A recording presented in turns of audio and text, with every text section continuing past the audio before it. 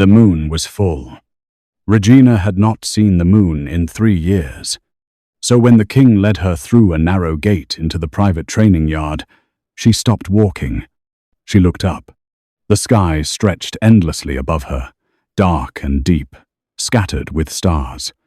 And there it was, the moon, full, bright, silver light, spilling across the world. For a moment, she forgot everything else. Her wolf stirred. A soft, broken sound rose in her chest. Not quite a whine, not quite a cry, just longing. Regina pressed her hand against her chest, steadying herself. Not yet, she told it. But the wolf didn't listen. The moon was calling. Beautiful, isn't it? The king's voice was quiet. Regina lowered her gaze and found him watching her, not like a ruler watching a subject, but like someone who understood what she was feeling. I see it every night, he said. So I forget. But you've been without it for 3 years. She said nothing. She didn't need to. The bond carried everything she felt straight to him. The moment ended. The king turned toward a rack of weapons. You asked for a sword, he said. Now you learn how to use it. He picked one up and tossed it to her. Regina caught it, but barely. The weight felt wrong. Her arms were weak, her grip unstable. The blade felt too heavy, too unfamiliar. The king noticed. Again, he said. She frowned. I haven't even started. Exactly. She was terrible. There was no way to soften it. She swung too slow, stepped too late, lost her balance too easily. The king disarmed her in seconds. The sword hit the ground. She dropped to her knees, breathing hard. Again, he said. She stood, tried again, failed again, and again. Each time, she lasted a little longer. Each time, she learned something small, how to shift her weight, how to read his shoulders, how to react faster. But it wasn't enough. Her body had been starved for years, broken, neglected. She wasn't who she used to be. Still, she refused to stop. Every time she fell, she saw Thorn. His face, his ring, the fire, her mother screaming.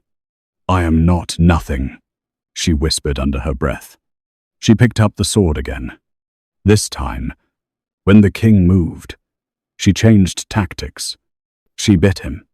Her teeth sank into his arm, not deep, but enough to shock him. He flinched. That was all she needed.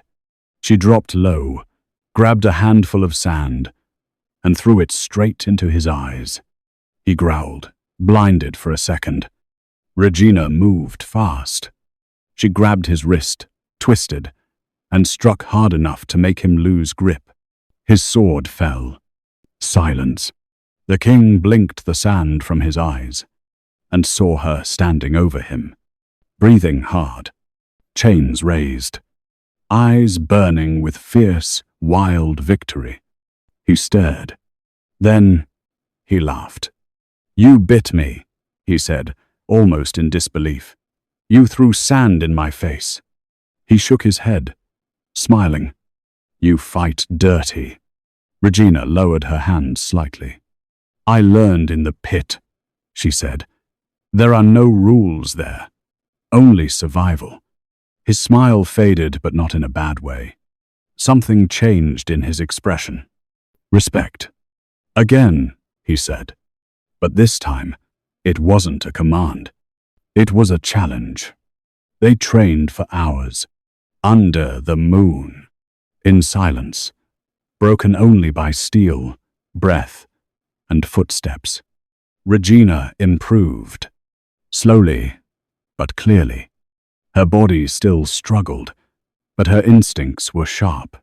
She adapted, learned, adjusted. She stopped fighting like a soldier and started fighting like someone who refused to die. The king watched her closely. Not just her movements, but her. Every reaction, every decision. And something in his gaze softened. Then, suddenly he moved faster. Too fast. Her sword flew from her hand. Her feet were swept out from under her, and she hit the ground. The king pinned her. His hands held her wrists down.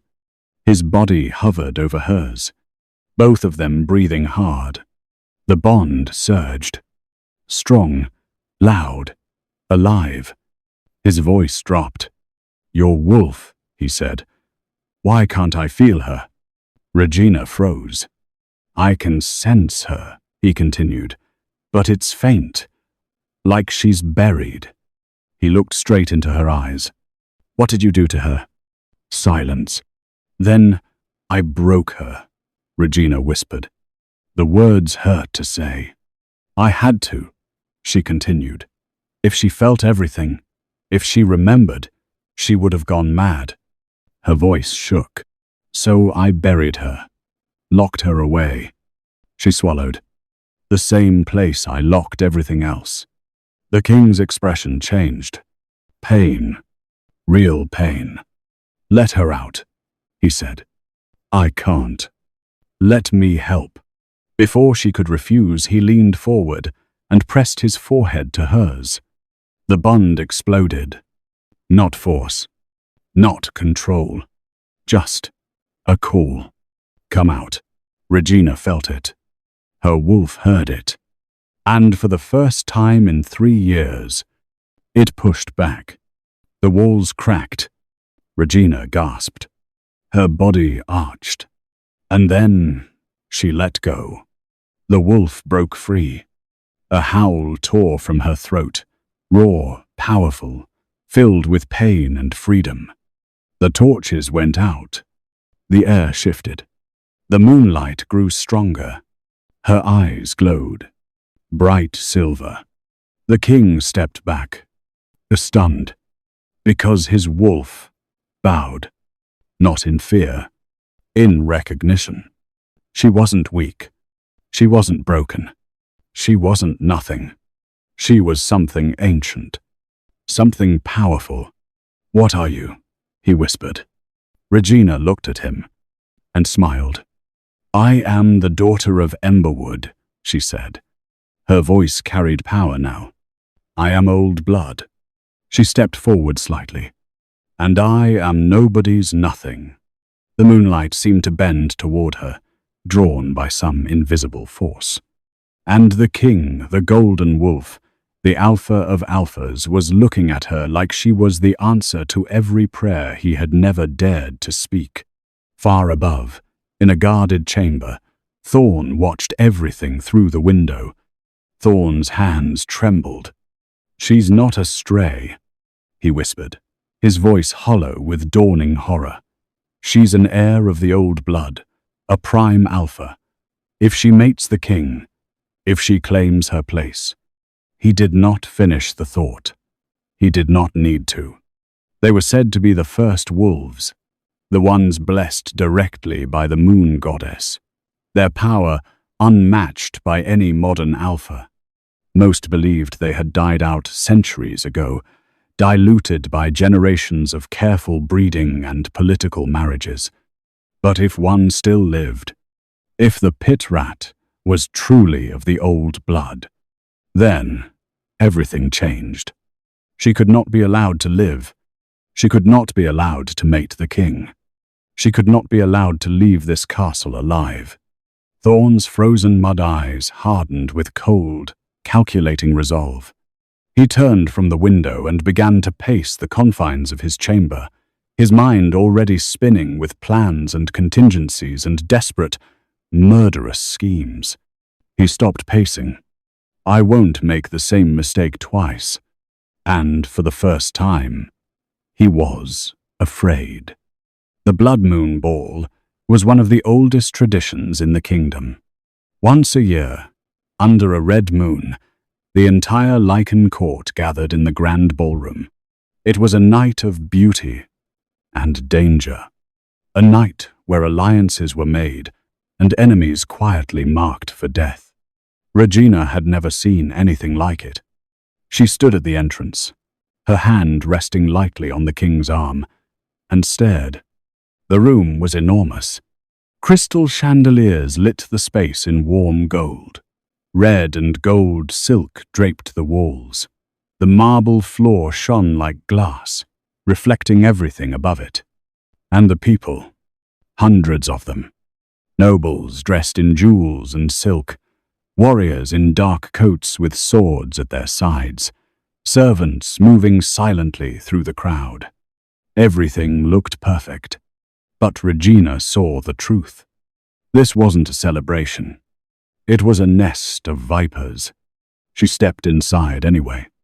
Her gown was deep crimson, almost black in the shadows. It clung to her body, sharp and striking. The high slit revealed the strength slowly returning to her legs. Her hair was wild, intentionally untamed. She didn't look fragile anymore. She looked dangerous. Hidden beneath the dress, 2 silver daggers, strapped to her thighs. The king had given them to her. Every lady brings a blade to a blood moon ball, he had said. Regina liked that tradition. Ready? The king asked quietly. She glanced at him. He looked every bit the ruler, dark, powerful, untouchable, and dangerously beautiful. I'm not ready, she said, then added, but I'll go anyway. He smiled. That's enough. They walked into the crowd together. The reaction was immediate. Not because they saw her, because they felt her. Regina's wolf was fully awake now. Its power rolled off her in quiet waves. Ancient, heavy, unmistakable.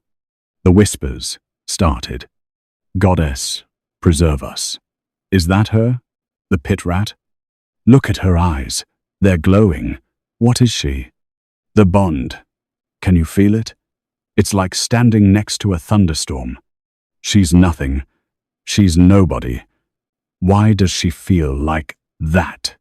Regina heard everything. She didn't react. She simply watched.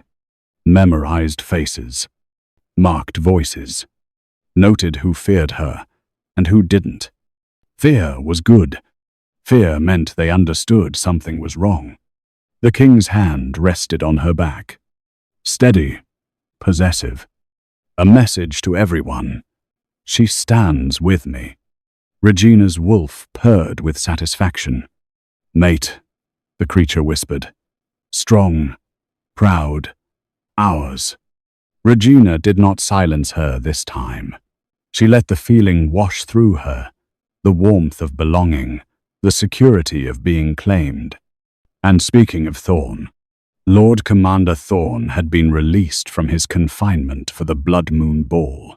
It was a calculated move on the king's part, a way to show the court that he was not afraid of his disgraced commander, that he was in control, that Thorn's power was an illusion that had already been shattered.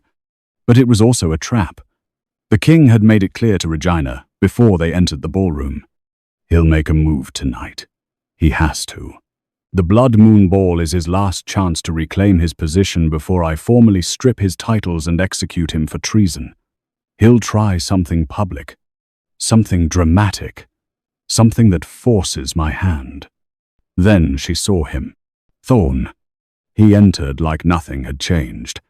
Armor polished, face calm, confidence intact. But when his eyes met hers, the hatred showed, just for a second. Good. She wanted him angry. He smiled. It was not a kind smile. He began to move through the crowd, shaking hands, exchanging murmured words, playing the part of the loyal commander who had been wrongly accused. The courtiers responded with nervous politeness, uncertain, afraid, unwilling to commit to either side until they knew who would emerge victorious. Regina watched him, and when he finally made his way to the center of the ballroom, where the king stood with his hand on Regina's back, she was ready. Thorn stepped forward. My king, he said loudly. I ask to speak, in front of the court." The room quieted. The king gave a small nod. "Speak." Thorn turned to the crowd. "My people," he began. "Our king has been deceived." Murmurs spread. "He has taken in a survivor of Emberwood, a known traitor settlement." Now the room erupted. "Emberwood, the witch village. She's a traitor, a witch's blood. She has bewitched the king. The bond is a curse. She should be locked away." The noise grew louder. Ugly. Hungry. Lady Maris watched from the edge of the crowd, her elegant smile sharp with satisfaction. The high priestess watched with ancient, knowing eyes, her lips moving in a silent prayer. And then Regina laughed. Not broken. Not wild. Controlled. Cold. Silence fell instantly. She stepped forward, away from the king, into the center of the ballroom. "I am the daughter of Emberwood," she said. Her voice was strong now, clear, impossible to ignore. "My mother was a healer. My father was a peacemaker. We wanted nothing from the crown." She turned, pointed at Thorn. "You killed them." The room froze. "You burned my home. You slaughtered my pack. Not for treason." Her voice hardened. "For greed." Thorn snapped. "Lies." Regina reached into her dress and pulled out the letter. She held it high. "The king didn't know," she said, "but I do." She turned slowly. "Let everyone see it." Thorn used the crown's name to hide his crimes. That was it. Thorn attacked. No warning. No hesitation. He drew his blade and charged. The king moved, but Regina shouted, "Mine." She stepped forward. Alone. The blade came for her throat. She dodged. Barely, but enough. Second strike. She ducked. She moved fast now. Not elegant. Not perfect. But deadly. Her hand dropped to her thigh. She drew a dagger. A steel clashed. He was stronger. Faster. But she wasn't fighting fair. She shifted just slightly. Claws. Fangs. Instinct. She slipped inside his guard and struck. Her claws cut clean. His arm fell. The ballroom exploded into screams. Thorn dropped to his knees, blood pouring onto the marble. Regina stood over him, breathing hard, eyes glowing. She raised her hand to finish it. The king grabbed her wrist. "Not here," he said. She glared at him. "I am a monster," she said. His voice dropped. "Then be my monster." That stopped her. "Be my weapon," he said quietly, but not in front of them. The bond flared. A strong pulling. Regina hesitated. Just for a moment. Then she stepped back. She looked down at Thorn. Broken. Bleeding. Afraid. "Good. Take him to the pit," she said. Her voice carried across the room. "The lowest cell." She turned to the court. "Let him learn what it means to be nothing." Then she looked at the king. "When I'm ready, we finish this." A pause. Together. The king smiled. Dark. Proud. Certain. "Deal." The pit remembered Regina. She felt it in the cold that seeped through her gown, in the wet stone beneath her bare feet, in the suffocating weight of the darkness that pressed against her eyes like an old, familiar enemy. 3 years she had spent in this hole. 3 years of silence and starvation and the slow, methodical sharpening of a stone that would never taste blood. And now she was back, not as a prisoner, as a queen. The guards dragged Lord Commander Thorn down the final steps and dumped him onto the floor of the lowest cell, her cell. He crumpled like a broken doll, his severed arm leaving a dark smear across the stones she had memorized with her fingers. His frozen mud eyes were glazed with pain and blood loss, but they still found her in the darkness. He laughed. It was a wet, rattling sound, bubbling with blood and bitter amusement. "You think you've won," he rasped, his voice scraping out of his throat like gravel. "You think this is over." Regina said nothing. She stood in the doorway of the cell, the king at her side, and waited. "You think it was just me?" Thorn's laugh dissolved into a coughing fit that left blood on his lips. "The Shadowfang Legion acted on the whispered wishes of your own royal council, boy. Lady Maris, Lord Varon, half the nobles in that ballroom tonight. They wanted the Emberwood land, the timber, the hunting grounds. I was just the blade. They were the hand that wielded it." His frozen mud eyes fixed on the king. "You were a puppet king then, and you're a puppet now. Only difference is." His gaze slid to Regina, venomous and cold. "Now your strings are held by a feral bitch who should have been drowned at birth." The king's growl vibrated through the stone. Regina did not flinch. The king turned to her. His winter steel eyes were dark with rage and grief, and something that looked almost like fear. He held out his sword, the same blade he had worn at the Blood Moon Ball, still stained with the shadow of old battles. "You decide," he said, his voice rough and low. "He killed your family. He burned your village. He stole 3 years of your life and called you nothing." The sword gleamed between them. "But if you kill him here, like this, cold, deliberate, execution style, the court will call you a feral executioner. They'll use it against you forever." "Against us." His jaw tightened.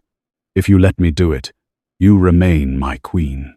Untouchable, righteous, above the blood and the dirt and the ugly, necessary violence of ruling."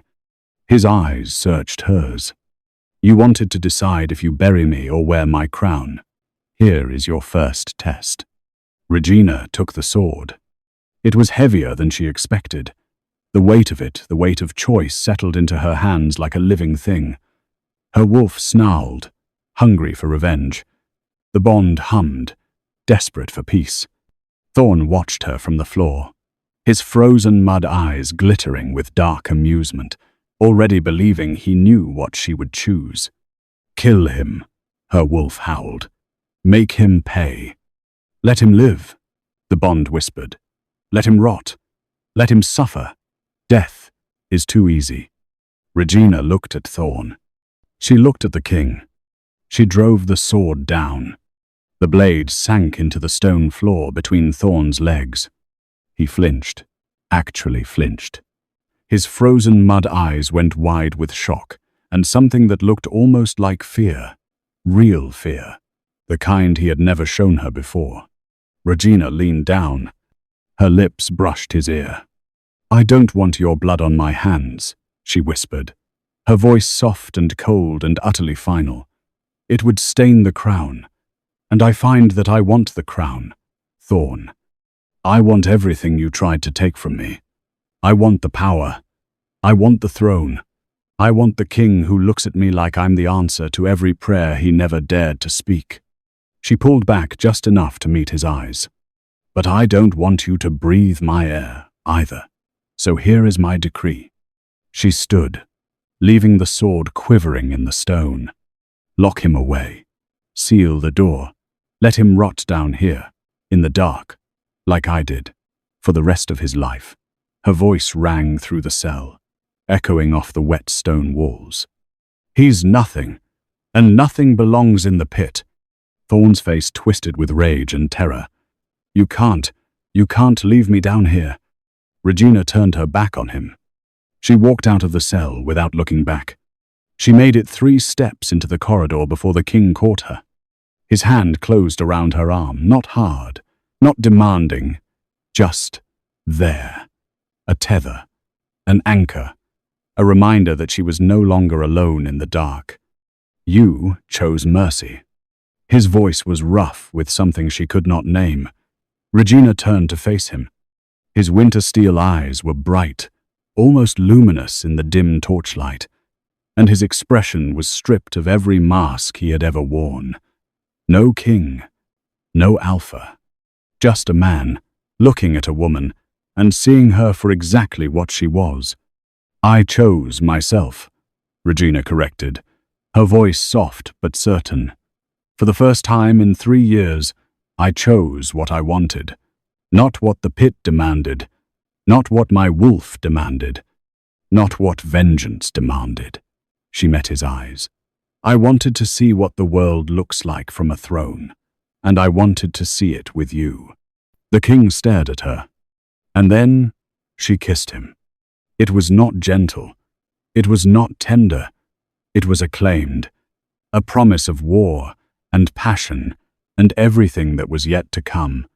His hands came up to cup her face, pulling her closer, and the bond blazed to life between them, electric and warm and achingly, devastatingly right. When they finally broke apart, both breathing hard, the king was smiling.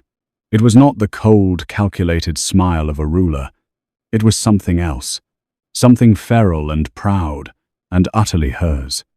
"My little queen," he breathed. "My king," she answered. She pulled back, her silver eyes glinting in the torchlight. "I came to this castle to bury a king. Instead, I found a mate." Her lips curved into a dangerous smile. "Now, let's go find out which of your council members wants to die next."